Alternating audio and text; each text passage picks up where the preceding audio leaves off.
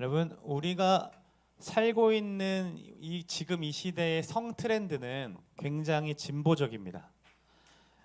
이제는 혼전순결이라는 말이 옛말이 되어버렸고, 이제는 연애 전 성관계가 필수다라는 얘기도 해요. 한번 자보고 결정하겠다라는 얘기를 많이 합니다. 트렌드 모니터가 조사한 바에 따르면 청년 둘 중 하나는 결혼은커녕 연애도 하지 않은 사람과, 그러니까 연애와 관련 없는 사람과 성관계를 할 수 있느냐라고 했을 때에 찬성한다라는 친구들이 50% 가까이 됐다고 합니다. 자신의 육적인 즐거움을 위해 누구와도 성관계를 할 수 있다라고 생각하는 거죠. 요즘 유행하는 프로그램들이나 또 여러 그 OTT 드라마나 영화 이런 거 보면 다 성적인 심볼들이 들어가 있는 것을 확인할 수 있습니다. 자연스레 우리 청년들과 청소년들의 성 가치관을 이렇게 흔든다는 거죠. 그래서 두 사람이 원하고 남에게 피해를 주는 것도 아니기 때문에 성관계를 갖는 것은 자신들의 자유라고 생각해서 이 성관계 자체를 인격적으로 결부시키거나 인격적인 관계로 결부시키거나 혼전순결을 해야 한다라는 말 자체가 굉장히 구시대적인 발상이라고 말하게 되었습니다. 그러면서 내 느낌에는 그렇지 않기 때문에 죄를 죄로 여기지도 못하고, 기독교의 가르침은 죄가 아닌데 자꾸 죄로 규정하는, 굉장히 우리를 옥죄고 굉장히 우리를 부정적으로 만드는 그런 종교, 죄책감을 씌우는 종교가 되어버린 거죠. 문제는 교회를 다니는 청년들에게도 이와 같은 성관념이 존재한다는 거예요. 연애를 하면 1박 2일로 여행을 가고 싶어 하고요. 그 후에 잠자리를 함께 하는 것을 대수롭지 않게 생각합니다. 또는 어차피 결혼할 사이이기 때문에 책임질 거니까 성관계를 가져도 되지 않을까라는 생각을 하는 거죠. 제가 청년 사역을 하면서 연애 강의를 쭉 해왔는데, 연애 특강을 할 때마다 청년들이 늘 질문하는 것 중에 하나가 뭔지 아십니까? 스킨십은 어디까지 해도 됩니까? 입니다. 왜 이렇게 물어볼까요? 스킨십을 맘 놓고 하고 싶은데 어려서부터 성경을 알기에 이것이 아님을 알기 때문에 너가 좀 규정해줘, 내가 거기까지는 해볼래 라고 하는 마음이 있기 때문인 거죠. 그러면 우리 청년들은, 우리들은 왜 이렇게 성에 대해서 자유롭고 싶어 할까요? 왜 우리 청년 때에 성관계와 이 성적인 문제에서 이렇게 좀 극복하지 못하고 쉬이 넘어지는 유혹거리가 되었을까요? 곰곰이 생각해 봤는데요, 그 원인이 허탈감과 공허함에서 비롯됐다고 생각할 수 있습니다. 스크루테이프의 편지라는 게 있습니다. C.S. 루이스라는 사람이 쓴 스크루테이프의 편지라는 게 있는데, 악마 삼촌이 조카 악마에게 조언하는 책입니다. 그러니까 사람을 꼬시려면 이렇게 해야 돼 라고 하면서 막 조언하는 책인데요, 정욕으로 유혹하는 공격은 결국 인간의 내면 세계가 삭막하고 냉랭하고 공허할 때 성공할 가능성이 있으니 그때를 노려라라고 얘기합니다. 그러니까 미래를 알 수 없는 막막함들 우리 청년들에게 있죠. 스스로 할 수 있는 게 별로 없는 것 같은 삶, 그리고 내가 하고 있는 일도 영향력이 없어 보이고 미래에 어떤 도움도 되지 않는 것처럼 보이는 삶이 막막하고 냉랭해지고 공허하게 만든다는 겁니다. 그러나 성은요, 그것과 상관없이 내가 주도할 수 있죠. 내가 쉬이 만족감을 얻을 수 있을 거라 생각하고 내가 주도하며 만들 수 있는 쾌락이기 때문에 이 미래가 너무 불안하니까 성적인 것에 매달리게 되는 겁니다. 한 책에서 지금의 청년들은, 지금 시대의 청년들을 간장게장에 비유하는 것을 봤습니다. 속살이 뽀얀 개들 같다라는 거예요. 그런데 간장에 담가두면 서서히 죽어지는 게 게장이죠. 살아 펄떡이고 살아서 움직여야 하는데 속살도 검게 물들면서 호흡이 사라지는 것, 그것이 바로 지금 청년 세대들이 성에 관련해서 죽어가고 있는 것은 아닌가라는 생각을 그 책으로 봤습니다. 그러니까 간장게장이 밥도둑이라면 우리 청년들의 상태는 지금 완전히 그 맑은 영혼들이 도둑 맞고 있는 상태라는 거죠. 오늘 우리가 살펴볼 요셉도요, 지금 우리와 같은 청년들처럼 우리 미래를 좀 알 수 없는 시대를 살고 있었습니다. 형들의 시기로 인해 인신매매를 당했죠. 그래서 애굽의 노예로 팔려가게 되었습니다. 보디발이라는 사람의 종으로 들어가서 일을 하려고 하는데 자신은 늘 색동옷을 입으면서 굉장히 좋은 위치에서 형들을 관리하는 관리자로서 일하다가 지금은 걸레질을 하고 시키는 일들을 해야 하는 노예에 처했습니다. 심지어 다시 돌아갈 수 있는 가능성도 없게 되었죠. 그러니까 미래가 굉장히 암담했던 거예요. 어떤 것도 소유할 수 없고 어떤 미래도 확보할 수 없었습니다. 가진 것이라는 것은 용모가 빼어난 것뿐이었어요. 성경이 얘기하는 걸 봐서는. 여러분들처럼 굉장히 맑고 젊고 아름다웠습니다. 요셉도요.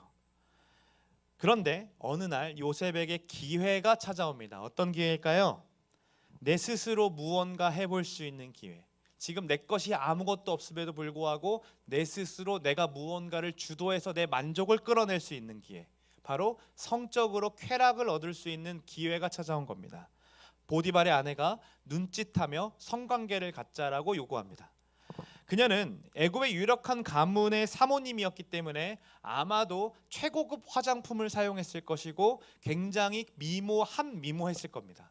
그리고 보디발은 보디발은 관리였기 때문에 관리의 사모님이어서 그들의 나이보다 훨씬 더 어린 나이에 굉장히 요셉의 나이와 맞는 나이에 사모님으로 있었을 겁니다. 굳은 일이 한 번 없는 아주 아리따운 여인이 요셉을 향해서 잠자리를 하자고 얘기하는 거죠. 요셉은 지금 정욕에 빠지기에 굉장히 좋은 환경에 놓여 있었습니다. 그가 어떻게 반응합니까? 그 얘기를 살펴보기 전에 요셉 말고 다윗의 이야기로 한번 돌아가 보려고 합니다. 여러분 다윗의 별명이 뭔지 아세요? 다윗의 별명? 하나님 마음에 합한 자라는 별명이 있습니다. 하나님이 무엇을 생각하시든 내 마음에 꼭 든다라는 얘기를 하고 있는 거거든요. 그러니까 하나님을 닮아 있던 자라는 별명을 갖고 있는데 그 다윗이요 한 여인을 보고 정욕에 빠집니다. 그는 왜 정욕을 이기지 못했을까요? 모두가 블레셋과 전쟁을 나가는데 매년 벌어지는 전쟁이었기 때문에 자신은 나갈 생각을 하지 않았습니다. 그래서 늦지막히 자고 있다가 12시 넘어서 일어나니까 창문 이게 밖에 나가서 딱 봤는데 왕궁은 항상 그 산 꼭대기에 있었거든요. 그 꼭대기에서 보니까 뭐가 보입니까? 밑에서 목욕하고 있는 여인이 보인 거죠. 여러분 매번 전투에 나갔어야 하는데 나가지 않았고 그것도 이제 부하들에게 맡기고 자고 있다가 한 여인이 눈에 들어오기 시작하니까 어떻게 합니까? 부하를 시켜서 그를 데려오라 얘기하고요. 그를 강간합니다. 그리고 부하를 시켜서 그를 다시 데려보내고 결국엔 완전히 그냥 아무도 모르게 범죄를 저지른다고 생각했죠. 그러고 난 뒤에 몇 개월 뒤에 배가 불러오고 임신 사실을 알게 된 다음에 임신했다는 소식이 들려오니까 그가 어떻게 합니까? 그의 남편이 우리아를 불러서 동침하도록 하지만 우리아는 그럴 수 없다라고 하면 2번이나 거절합니다. 그래서 결국 어떻게 하냐면 우리아의 손에 편지 한 장을 써서 보냅니다. 우리아를 전장 맨 앞에 세워라. 그리고 너희들은 뒤로 빠져라. 이 무슨 얘기입니까? 우리아를 전쟁에서 죽게 만들라는 얘기죠. 결국 그래서 우리아는 죽었습니다. 그리고 결국 그 우리아의 아내를 데리고 와서 후궁으로 삼죠. 그게 밧세바였습니다. 보세요 여러분, 음행 한 번씩 그러니까 누군가에게 피해 주지 않으면 괜찮은 거 아닌가라는 그 성욕이 결국 더러운 행실이 따라오게 만들고 호색하게 그 성욕을 더 막 좋아하게 만듭니다. 그런 다음에 죄책 없이 행하게 만들고요. 결국 어디까지 갑니까? 살인까지 가게 되는 것을 볼 수 있습니다. 우리 주변의 성적인 행위들은요 다 이와 같은 결과를 갖습니다. 처음엔 내 만족과 내 유의였을지도 몰라도 결국에는 더러운 행실은 반복되게 되기 마련이고 반복하다 보면 죄책 없이 호색하기 마련입니다. 그리고 상대방의 영혼을 죽이는 일에 앞장서게 되죠. 성관계라는 것은 하나님이 정하신 거였습니다.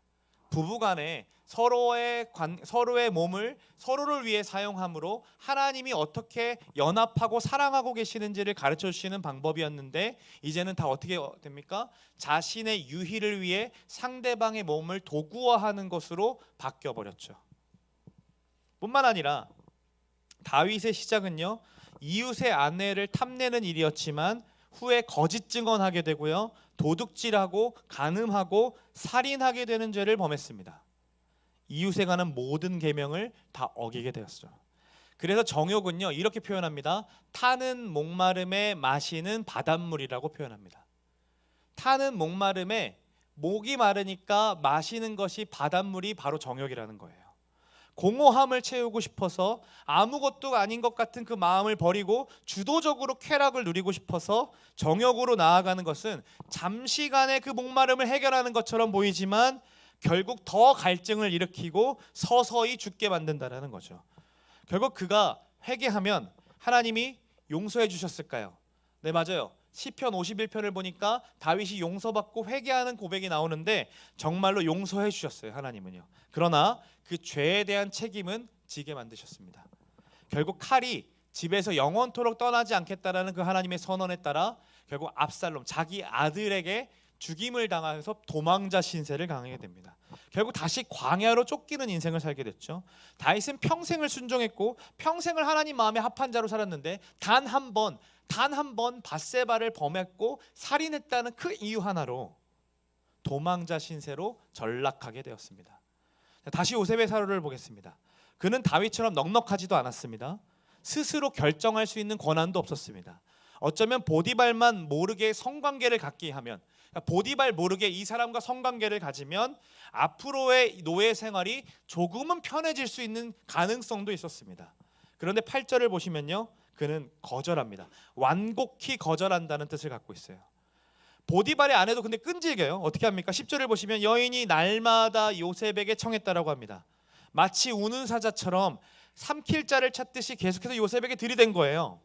이처럼 여러분, 사단은 우리의 하루를 노립니다. 여러분, 여러분의 딱 하루만을 노리는 것이 사단의 전략입니다. 계속해서 날마다 우리를 유혹해서 그 하루를 넘어뜨리게 만드는 것이 사단의 전략이라는 거예요. 우리도 청년 시절을 보내면서 온갖 정욕의 유혹에서 넘어가지 않을 수 있나요? 이게 안 된다라는 거죠. 그렇게 얘기하고 싶지만 잘 안 되는 거예요. 그런데요, 본문을 잘 살펴보니까요, 요셉이 넘어갈 수 있었던 방법이 몇 가지가 나옵니다. 그 몇 가지만 살펴보고 말씀을 마칠 건데요. 첫 번째는요, run입니다. 피하는 겁니다. 같이 말씀을 한번 읽어보겠습니다. 함께 있습니다. 여인이 날마다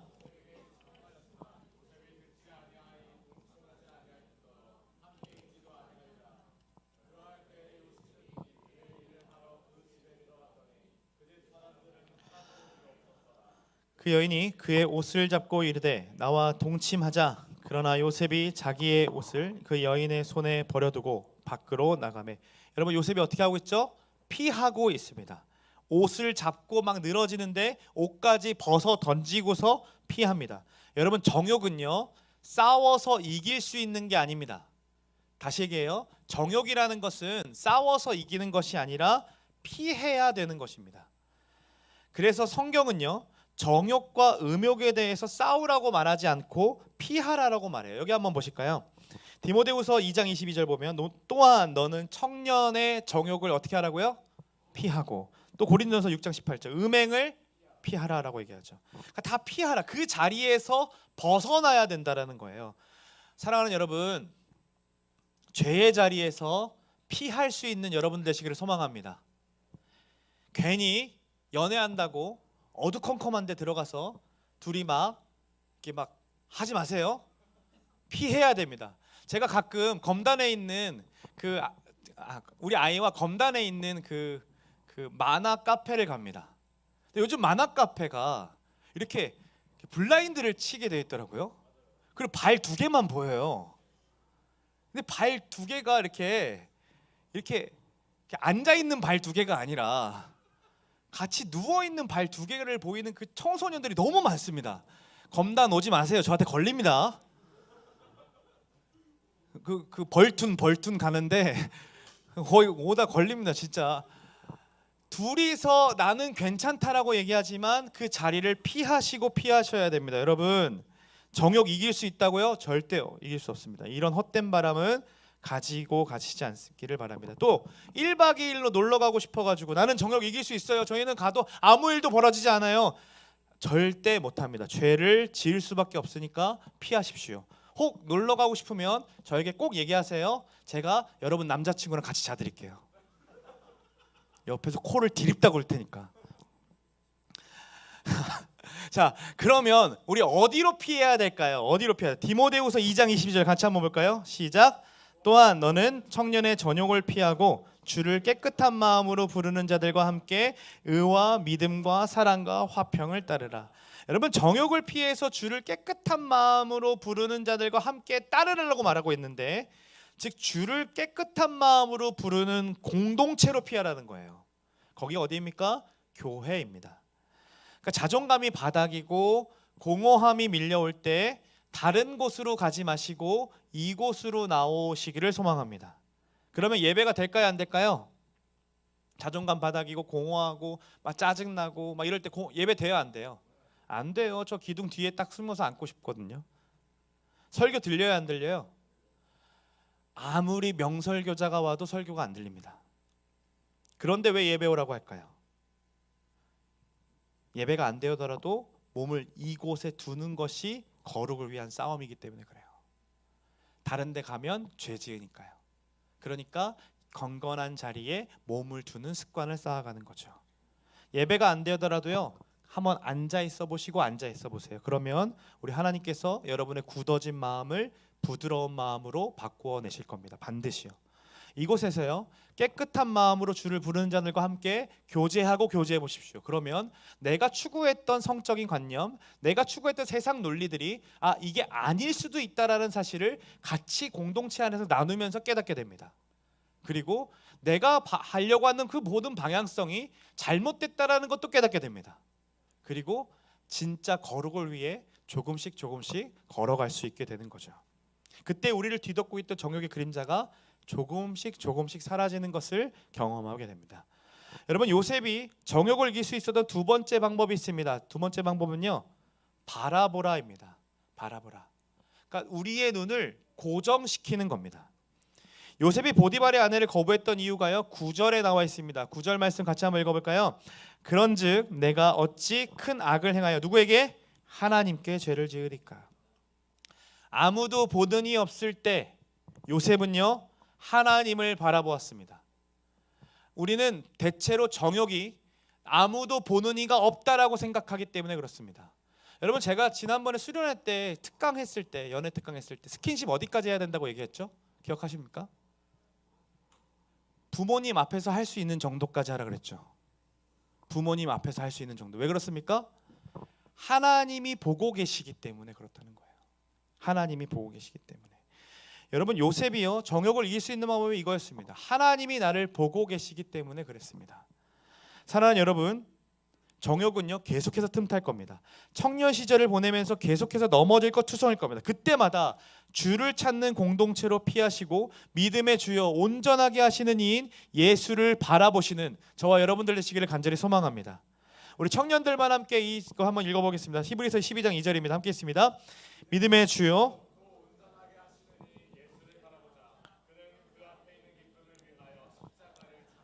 예수를 바라보라. 예수를 바라보라. 우리의 눈을 예수님께 고정시키라는 얘기죠. 우리 예수님은요, 우리에게 믿음을 주시고 온전하게 하시기 위해 그 앞에 있는 기쁨을 위하여 십자가를 참으신 분이십니다. 그러니까 여러분들의 정욕을 이기게 하시기 위해 뿐만 아니라 여러분과 영원한 사랑을 누리고 싶으셔서 그것을 기쁨으로 여기셔서 십자가 위에서 벌거벗으셨고 여러분들을 위해서 고통을 참으셨습니다. 그런데 여러분, 우리가 그분을 기쁨으로 여기지 않기 때문에, 그분을 바라보고 있지 않기 때문에 다른 곳에서 벌거벗고 싶어하고 다른 곳에서 그 영혼을 채우려고 하는 거예요.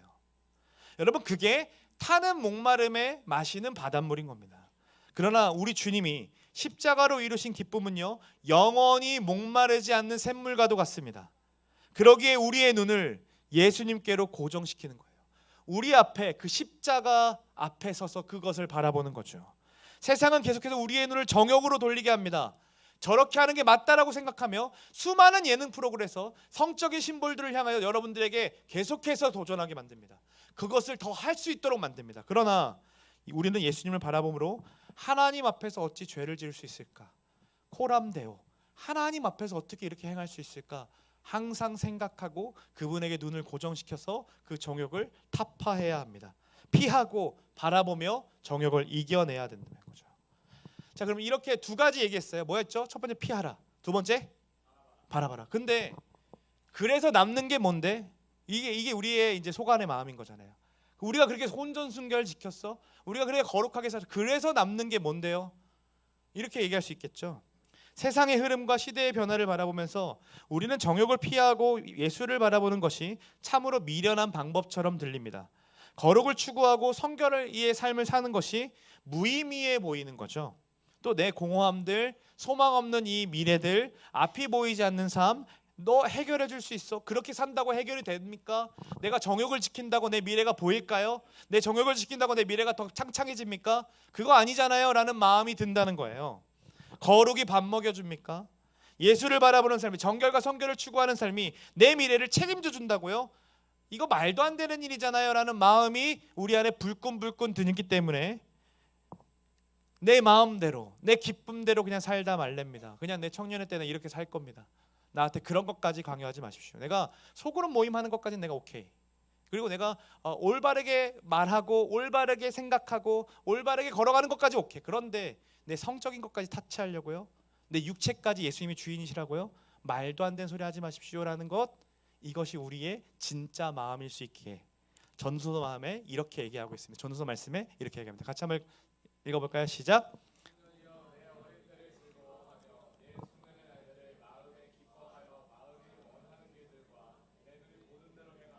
그러나 하나님이 이 모든 일로 말미암아 너를, 이거 한번 띄워주세요. 우리에게 여러분 심판이 있다라는 것을 기억하시기 바랍니다. 그러니까 지옥에 가는 심판이 아니라 구원받은 자녀답게 살지 못한 우리의 삶이 어그러지는 인생길을 걷게 하는 심판이 있을 겁니다. 그러나 반대로 우리가 정말로 정욕을 피하고 예수를 바라보는 삶을 선택한다면 하나님 어떻게 하실까요? 앞이 보이지 않는 우리의 삶을 보게 하든지 미래의 소망이 보여져서 따라갈 수 있게 만드셔야 되잖아요. 그거를 말씀으로 한번 확인해 보려고 합니다. 예수를 바라본다는 건 매 순간 그를 인정하시고 하나님 위해 살아가는 건데, 하나님이 그 선택을 하는 사람을 어떻게 하시냐면 바로 이렇게 하십니다. 같이 말씀 한번 더 읽어보겠습니다. 다음 말씀입니다. 읽어볼까요? 시작.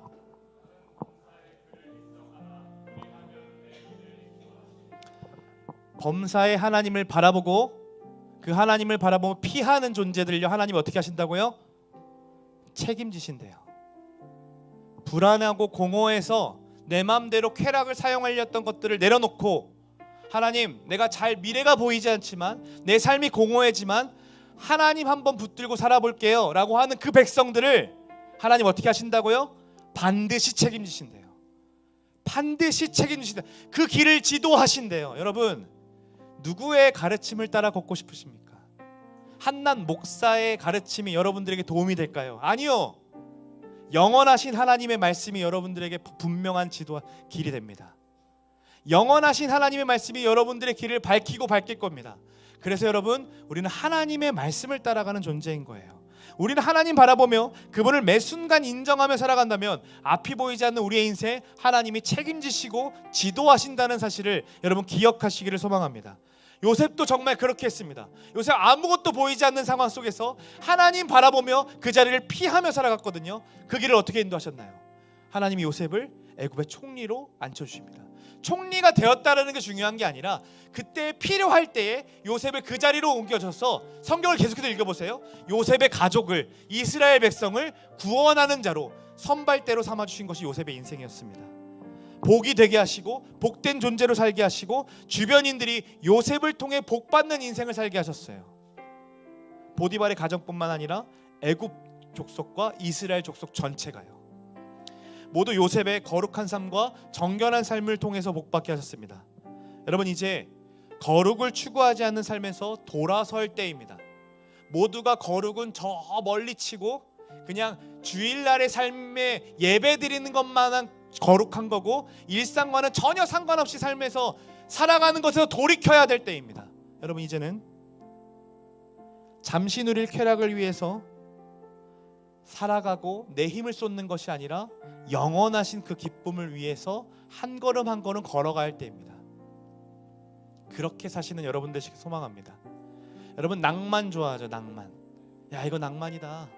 야, 이게 낭만이지. 이런 얘기 하잖아요. 그 낭만이다라고 하는 표현 속에 들어가 있는 말이 뭔지 아세요? 아무도 하지 않는 거를 내가 지금 경험할 때 낭만이라는 표현합니다. 그렇죠? 야, 진짜 이게 낭만이다. 아무도 하지 않는데 이렇게 하는 거 뭐예요? 막 아무도 하지 않는데 막 그 공원에 누워가지고 이렇게 별을 바라보면서 있는 그 낭만, 그런 거 얘기하잖아요. 여러분, 지금 낭만이 뭔지 아십니까? 지금 낭만은 거룩인 겁니다. 아무도 거룩을 살려고 하지 않습니다. 아무도 성결하게 살려고 하지 않습니다. 아무도 부모를 섬기며 살려고 하지 않습니다. 아무도 거룩하게 살고 정말 말씀대로 살아가는 것 뛰어들려고 하지 않습니다. 그때 진짜 낭만은 뒤돌아서서 하나님 말씀대로 사는 겁니다. 거룩하게 살려고 애쓰는 삶인 겁니다. 여러분, 낭만을 품고 걸어가는 우리 모두가 되기를 소망합니다. 정말로 우리 모두가 정욕을 피하고 예수를 바라봄으로 다시 성결을 추구하는 우리 삶이 되시기를 간절히 소망합니다.